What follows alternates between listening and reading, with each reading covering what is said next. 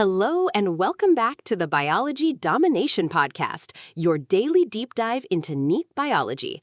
I'm your host, and today we're on day 29, Biotechnology, Principles and Applications. This is a chapter that bridges molecular biology with real-world impact, medicine, agriculture, diagnostics, and NEET absolutely loves it. So today we're going deep, not just the what, but the why and the how, so you understand this chapter at a level that makes MCQs feel obvious.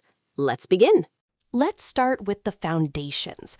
Modern biotechnology, as defined by NCERT, rests on 3 pillars, and this comes up in MCQs. 1. Genetic engineering, manipulating DNA. 2. Maintaining aseptic conditions, preventing contamination. 3. Bioprocess engineering, scaling production. Now, restriction enzymes are the heart of this chapter. They were discovered by Werner Arber, Hamilton Smith, and Daniel Nathans, who shared the 1978 Nobel Prize.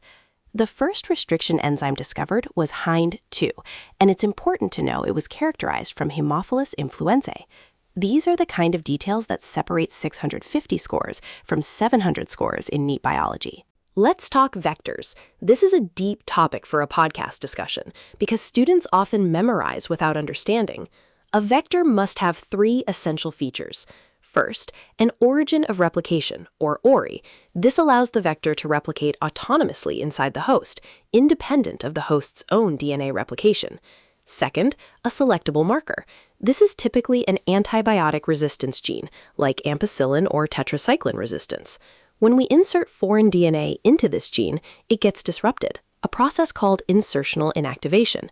The bacteria that took up recombinant DNA will now be sensitive to that antibiotic. This is how we identify our recombinants.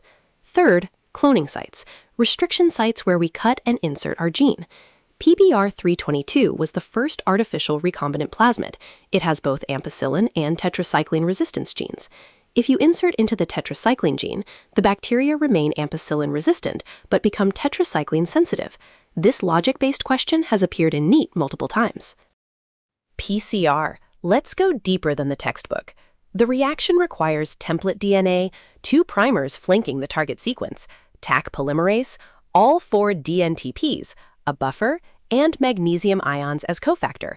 After n cycles, you theoretically get 2 to the power n copies. Exponential amplification. The beauty of Taq polymerase is that it was isolated from Thermus aquaticus, a bacterium living in hot springs. Because it evolved to function at high temperatures, it survives the denaturation step at 94 degrees without being denatured itself. That's not just trivia. It's the fundamental reason PCR works. For gel electrophoresis, the gel matrix acts like a molecular sieve. Smaller fragments pass through more easily, so they travel faster and end up further from the origin well.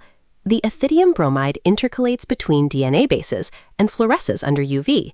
This visualization technique is standard practice, and NEET loves to ask what stain is used and why. Applications. This is the most exam-dense section of the chapter. Let's cover medicine first. Insulin production using E. coli was a watershed moment. 1982, first recombinant pharmaceutical. The A and B chains are produced separately and then combined. Gene therapy for ADA deficiency, adenosine deaminase, was the first successful gene therapy trial in humans. The ADA gene is introduced via retroviral vectors into the patient's T lymphocytes. ELISA, enzyme-linked immunosorbent assay, is used in HIV detection, pregnancy tests, and many other diagnostics. It works on the principle of antigen-antibody interaction. Now agriculture. BT crops contain cry genes from Bacillus thuringiensis. The cry proteins are produced as protoxins. They become active only in the alkaline gut of the target insect, where they cause the gut cells to swell in lice, killing the larva. Golden rice has the gene for beta-carotene biosynthesis inserted into the rice endosperm, addressing vitamin A deficiency globally. RNAi in tobacco plants involves introducing a gene that produces dsRNA, complementary to the nematode's essential gene. This silences the nematode gene and kills it. This is elegant molecular biology, and NEET 2026 has been signaling this topic. And that wraps up day 29 of the Biology Domination Podcast.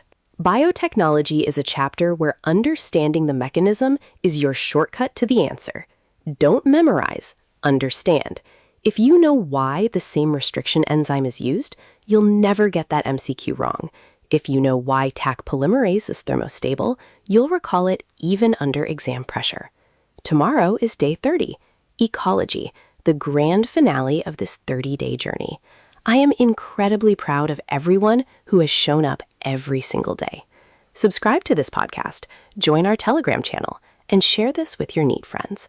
Until tomorrow, stay curious, stay consistent, and let's dominate NEET 2026.